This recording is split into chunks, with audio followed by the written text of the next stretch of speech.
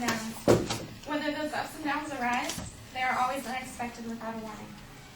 The quote I chose was, "Love is a fire, but whether it is going to warm your heart or burn down your house, you can never tell," by Crawford.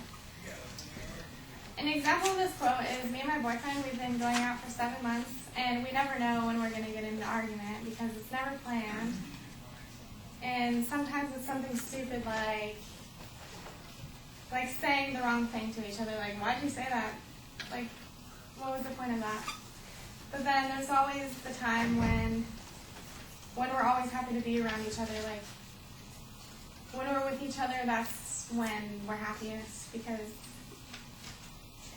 like when we're laying down in bed or something, like cuddling, that's like the best place to be, like in his arms. And yeah, like I think any relationship, you never know how it's going to turn out, like, because you can never plan it. And that's it. Oh, thank you.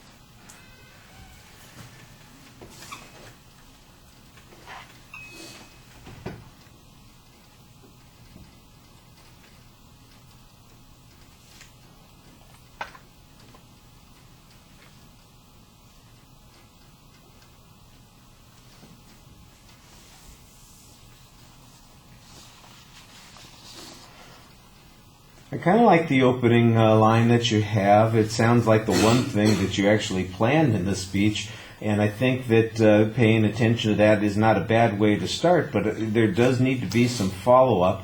I like the quote. I think you've got an interesting quote here, but you need to do some more things with it. It doesn't really go very far. Obviously, the implication seems to be that you sort of agree with this, and the only example that you have is your romantic relationship, and I understand that that's a good example to come up with, but the examples seem pretty strange. You don't even have one of those illustrations of the place where it's, not necessarily burning down the house, but it suddenly runs hot or gets upset. I'll bet you'll be thinking of the last argument that you had with your boyfriend. Oh, why didn't I talk about how, he'd made this stupid comment and we yelled at each other and we didn't talk for 4 hours and I thought it was so silly and he was so angry about it, and now, of course, it's just ridiculous. I don't worry about it at all. But for that 4 hours, it was the biggest deal in the world. You'll think of that argument later on, and you'll say, "Yeah, there you go." So, and then there would be some more substance. You're telling stories. I make this comment to people all the time, and I don't want it to sound disparaging. I don't understand sometimes how people can get on the phone and talk for hours and hours on end about nothing.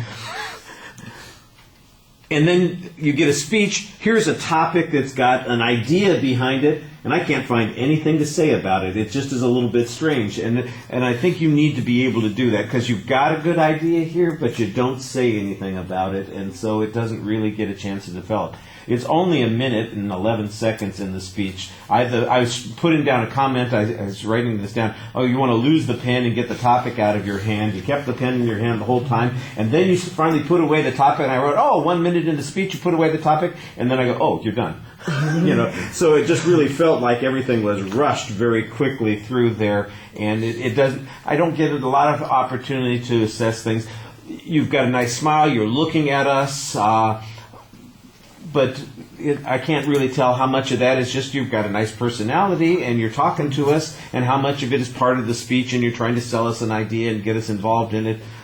You may be getting by a little bit here, and I think you want to make sure that you put something into the speech, and there just isn't enough there. I did think that you made it clear that you were done at the end of the speech. I'm just not sure that we know what it was that you think you accomplished in the speech. All right. Merci.